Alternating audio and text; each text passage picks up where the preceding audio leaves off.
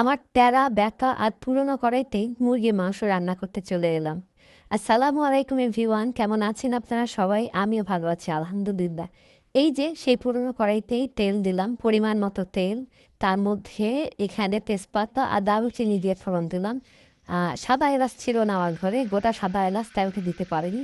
এরপর এখানে আমার গতানুগতিক নিয়মে আমি যে মশলাটা বানাই সেটার মধ্যে হচ্ছে পেঁয়াজ বাটা, আদা বাটা, রসুন বাটা, তারপর হচ্ছে জিরা বাটা, ধনে বাটা, লবণ, মরিচ, হলুদ, জিরা, পরিমাণ মতো সব একসাথে মিক্সড করে, আর আমার নিজস্ব একটা সিক্রেট মশলা আছে, সেই সিক্রেট মশলাটা এখানে দিয়ে মিক্সড করে সেই ফোড়নের মধ্যে এই মশলাটা ঢেলে দিয়ে আমি রান্না করি।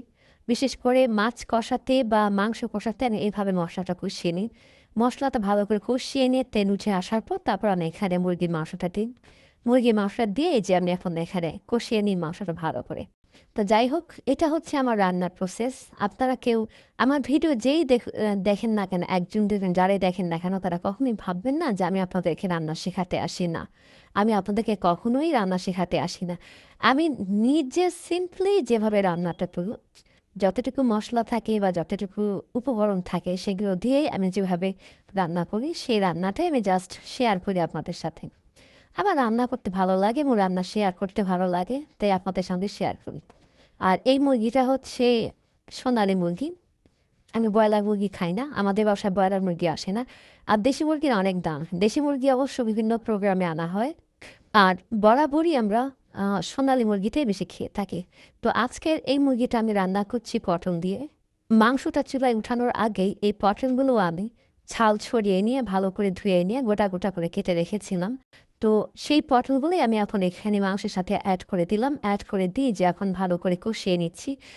বরাবরই আমি অবশ্য আলু দিয়ে রান্না করি বেশিরভাগ সময়টাতেই, তো আজকে আমি আমার নিজের খেয়ালে এটা পটল দিয়ে রান্না করছি। তো এই পটলগুলো ভালো করে কষিয়ে নেওয়াতে এখানে মানে মাংসের ঝোলটা ঢুকে যাবে, মশলাটা ঢুকে যাবে, আর একটা জুসি জুসি ভাব চলে আসবে যখন খাওয়ার সময় পটলটা মানে দাঁতের নিচে পড়বে তখন। তো এইভাবেই পটল দিয়ে আপনারা কারা কারা খান অবশ্যই আমার কমেন্ট বক্সে কমেন্ট করে জানাবেন। খেয়ে দেখবেন আপনারা, অবশ্যই অনেক ভালো লাগবে আপনাদেরও।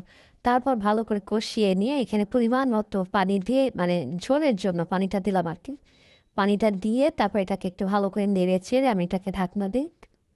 এরপর মাংসটা আর পটলটা সমানভাবে সিদ্ধ হওয়ার জন্য আমি আরেকটু জালে বসিয়ে রাখি। তারপর আবার ঢাকনা তুলে আমি এটাকে আরেকটু নেড়ে চেড়ে দিই। নেড়ে চেড়ে দেওয়ার পর যখন এটা রান্নাটা শেষ হয়ে আসে, তখন আমি এটার উপর কয়েকটা গোটা কাঁচামরিচ ছিটিয়ে দিই একটা ফ্লেভার আসার জন্য। এই গোটা কাঁচামরিচ ছিটিয়ে দেওয়া মানে আমার রান্নাটা শেষ হয়ে যাওয়া। তো বন্ধুরা, আমার এই রান্নার ভিডিওটা আপনাদের ভালো লাগলে এই পেজে লাইক, কমেন্ট আর শেয়ার করে সাথেই থাকুন।